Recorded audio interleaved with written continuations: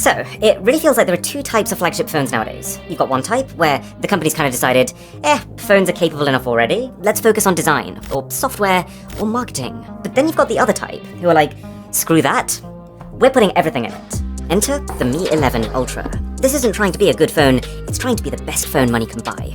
The box is nothing special, but also more importantly, nothing's missing. It comes with a USB-C to headphone jack adapter, a standard clear case, and below the phone we get a USB-C charging cable and a 67-watt fast charger.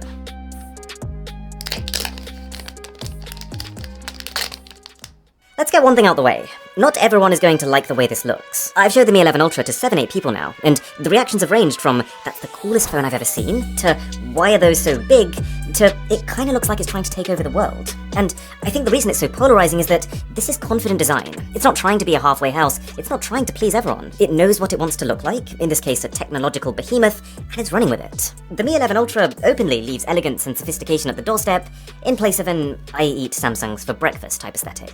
And I think it works. It proudly flaunts its specs, the lenses are enormous, the camera module itself takes up a literal quarter of the phone, and it actually isn't as much of a nuisance as I was expecting it to be. Yes, it collects dust, you can probably see some up top here, but because the camera module doesn't stretch down that much, it's surprisingly out the way of fingers, and because it's so wide, instead of worsening the wobble problem, like a lot of these big cameras do, it solves the wobble problem. Also, this is not glass. They've actually ditched it in place of ceramic, which is often considered to be the pro material, but I'm not actually completely sold on that. I think I just prefer the convenience of matte glass versus fingerprint city over here. And this phone was already going to be heavy. The density of ceramic pushes it further into one of the heaviest phones I've ever used. It's not been an issue for me, but it has been for some of the people who I've handed it to. And God help whoever accidentally drops this on their face one night. But more importantly is what this phone does. When I first started using the Mi 11 Ultra, I laughed, because after months of phones that just could not match the Samsung Galaxy S21 Ultra, and who each just served to cement how special of a phone that is, all of a sudden we have a device that isn't just trying to trade blows and be comparable, Xiaomi's trying to kill Samsung. So, I'm going to show you how, and then I'm going to tell you why. To preface this whole thing though, they're about the same price, aka a lot of money. Okay, have a look at the S21 Ultra's display. I feel like the word phenomenal gets thrown around a lot, but I can't think of many things more deserving of that title. In fact, Samsung's phones have had such good screens that it's kind of just become a bit of a tradition that every time they release a new S-series phone, that becomes the best display of the year, until their own Note series phone comes 6 months or so later and improves on it. So, it's pretty cool that I can sit here and say, Xiaomi's Mi 11 series of phones break that cycle, ironically using a Samsung-made panel. These are both A+, 6.8-inch AMOLED Quad HD+, 120Hz Gorilla Glass Victus HDR10+ adaptive panels. How many times did I just say plus? But Xiaomi's is even brighter, maxing out at 1700 nits instead of 1500, making it the brightest phone display possibly ever. It's got a 480Hz sample rate versus 240. That's how fast it's scanning for touches. It doesn't have that slight blue shift as you tilt the phone, and Xiaomi can display 10-bit colors versus Samsung's 8-bit. It's not actually a 10-bit panel, but it uses a technology that simulates having a greater color depth. It is also quad curved, so it slopes off on both the top and the bottom, as well as the left and the right, I guess to make gestures feel a little more seamless. Oi! But equally, because the only bits that aren't now curved are the corners, I can't shake the feeling that my phone just looks like it had a really bad haircut. More fundamentally though, Xiaomi has two AMOLED displays. So you might have heard of the Mi Band 5, their last generation activity tracker. They've basically taken the screen of that and slapped it on the back of this phone. And on one hand, this little thing doesn't really do much that we've not already seen before from those proper dual-screen phones. But A, it's still impressive that it can do many of those same things, whilst only actually being a side feature instead of the primary gimmick. And B, by having it on this phone in particular, it enables something that I think has the potential to be a complete game changer. But I'm getting there. It does also have an amazing customization suite. You can have the time, an inspirational quote, you can have your face on there. But it's just strange that they've made it so that it turns itself off after 30 seconds maximum. Because am I ever actually going to keep my phone screen down, just so that I can check the time by fiddling around to try and double tap this mini display on the back to wake it? Probably not. But yeah, providing you're okay with the bunny ear corners, I think Xiaomi's killed it with the display. But what about battery? Because the fact that the S21 Ultra has got 5000 mAh of the stuff, it's just meant that I stopped thinking about it. And that's a good thing. It's not like we ever get positive battery reminders like, congratulations, you're still on 90%. So the less that the battery is on your mind, the better the battery is doing its job. And using this same scale, Xiaomi goes further. Because it charges faster. And I've said this before, faster charging is not necessarily a good thing. It can degrade the battery. It can mean they've got to split one cell into multiple cells, giving you a lower overall capacity. But they've kind of done fast charging here in a way that circumvents its main drawbacks. Like, you're still getting the same 5,000 mAh of capacity, and roughly the same 6 hours of screen on time in a normal day with all settings maxed out, but instead of having a thicker battery to enable that fast charging, we've actually got a thinner battery, thanks to apparently new materials. And as for how much faster it charges, well, instead of 70 minutes on the S21 Ultra, I'm getting 40 on Xiaomi. And while with Xiaomi you can also charge roughly at the same speed wirelessly too, that takes 120 on the Samsung, or 3 times longer. Now you might know that I'm not a huge wireless charging advocate, and you would have to specifically buy Xiaomi's proprietary wireless charger to get those speeds, but it's tough to argue in Samsung's direction here. Even though in all senses its charging is slower, they still don't give you a charging brick. Xiaomi does. Oh, before I forget, I did check my stats the other day, and 49% of you watching are subscribed, 51% of you aren't. So if you are enjoying this video, then a sub to the channel would be electrifying. Let's try and tip that balance.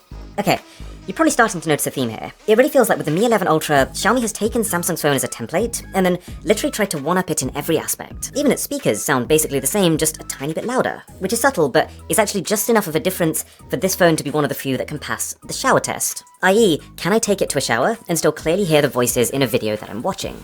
Xiaomi's even made it a faster phone. I ran the latest Antutu benchmark 5 times back to back, and you'll notice a few things. Firstly, that Xiaomi's display does start dimming itself extremely quickly, and you can't turn the brightness up yourself when it does that. But also, that in every benchmark, Xiaomi is very clearly ahead, and this is against the better performing Snapdragon version of the S21 Ultra. Xiaomi does reach a higher internal temperature, but it doesn't seem to affect its ability to sustain performance. Can I tell the difference when playing normal Android games?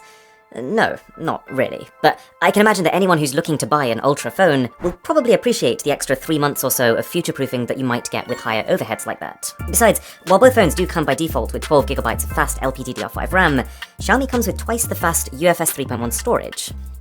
Here's the big news though. The number one thing that has kept Samsung in the lead is its cameras. I'll link my last comparison using it up here, but the crux of it is that Samsung's combination of reliability and versatility are currently uncontested. Till now. See, it's easy to look right past the Mi 11 Ultra's cameras. Okay, not that easy, they're half the size of my face. But the point is, it's only 3 cameras. We've got 4 on the OnePlus 9 Pro, and that's not exactly considered top tier. But the thing with these 3 cameras is that each of them is extremely specialized. Like, this main camera has the largest sensor that we've ever seen on a smartphone, almost 20% bigger than Samsung's already enormous sensor. And this means 3 things. 1, incredible separation of foreground and background. It's not day and night over the Samsung, but it's taking great and making it better. 2, more light. If you go into a super dark environment, you will find that its shots look cleaner than the S21 Ultras. And 3, cinematic video. This is really more of a byproduct of the background blur, but the point is the benefits of it are far-reaching, as you can probably see.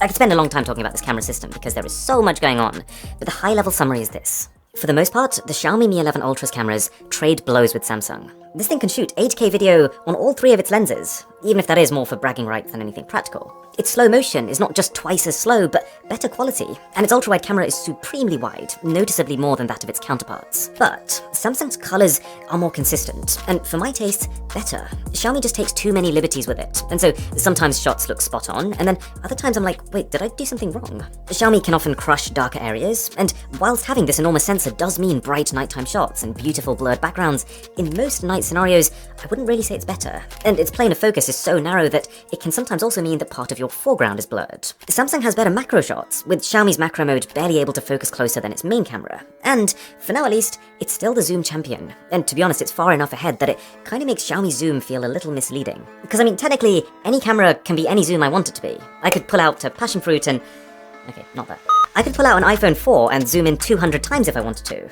I'd only be seeing like 2 pixels, but the point is, Xiaomi marketing their phone as a 120 times makes it sound like it's better than Samsung's 100 times, when actually, all they've really done is been more flexible with their definition of a quality photo. Or in other words, to get the same quality image that Samsung can get at 100 times, this can only really get to about 60. So that's what it should have been labeled as, based on 2021 expectations of quality.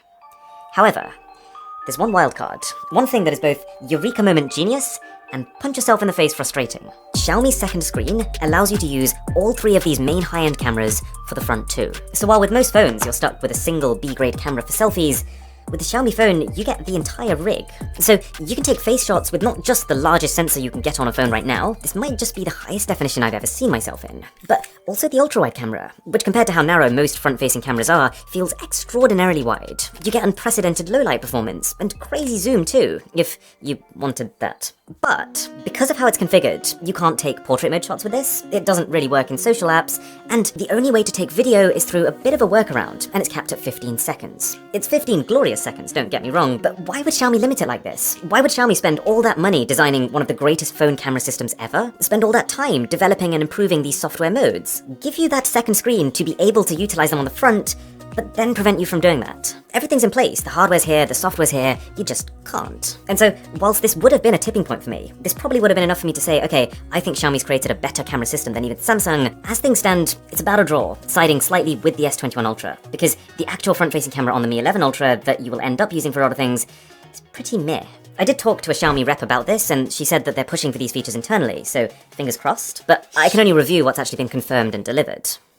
However, as you can see from this very rough tally we've been keeping, Xiaomi has kind of won. And that's amazing. The Galaxy S21 Ultra was the phone to beat, and it's now beat. But I'm also not in the least bit surprised by this result, because I'm convinced that the only reason this Mi 11 Ultra exists is to beat the S21 Ultra. It's as if the entire philosophy behind it was to match every specification, and then go further wherever they realistically could. Oh, you've got a 6.8-inch AMOLED screen with a 1440 by 3200 resolution. So do we, but ours is brighter. Oh, you've got a 5000 mAh battery capacity? Well, would you look at that? So do we, but ours charges faster. You've got 960 FPS super slow motion. Well, that's cute. We've just doubled that. You zoom 100 times, we zoom 120. You get the idea. This is why my review of the Xiaomi phone has basically just been a comparison to the Samsung. But why? Why is this phone so squarely targeted at them? The answer is Huawei. 2 years ago, Huawei was exploding. Huawei was breaking boundaries. They were on track to become the smartphone superpower of the world. But then the US ban happened. And as soon as the implications of that and no Google services started to come into effect, Huawei fell. And that's left Xiaomi with the surprising opportunity to scoop up this enormous chunk of the market that Huawei is leaving behind, to become the global #1. Their only obstacle being the more established Samsung, who's trying to do the same thing. And so, all Xiaomi needs to do is to make sure that they're doing what Samsung's doing, but either cheaper or better. And by most metrics, it's working. Apart from camera zoom, which I feel like is mislabeled here, the byproduct of Xiaomi's targeted approach is that, of course, you're going to end up with an even higher end, even more extreme phone. I know some people don't like Xiaomi's MIUI software skin, but this is Android. Providing you can put aside like 20 minutes, you can just uninstall all the bloatware, and you can set up your home screen pretty much how you want it. It wouldn't make sense for me to say don't buy this phone because I have mixed feelings about MIUI's icons. The important things are that it's fast, which it is. It's stable, which it has been, completely bug-free and ad-free in my experience, and that you get good software support, which you generally do with Xiaomi flagships. You'll probably get 2 years of major Android updates, and then quite possibly 4 years of MIUI and security updates. I've talked about MIUI a lot in my past Xiaomi reviews, so I'll link one of them up here, but fundamentally, if I were to summarize it in like one word, I would say options. There is so much you can do in MIUI, like even just the display settings are nuts. You've got sunlight mode for really bright scenarios, anti-flicker mode, sliders for color temperature, and even screen texture. You can actually turn it into a paper-like experience if you wanted to. So yeah, Mi 11 Ultra, this is the new benchmark. But I do think the Galaxy S21 Ultra still does enough things better that both have a place. Samsung has a more sophisticated aesthetic, and I'd argue a nicer finish. Its fingerprint scanner is not just faster at detection, but also more forgiving. And I would still say that this has the more reliable camera system. Okay, subscribe if you enjoyed. Thank you so much for watching. My name is Aaron, this is Mr. Who's the Boss, and I'll catch you in the next one.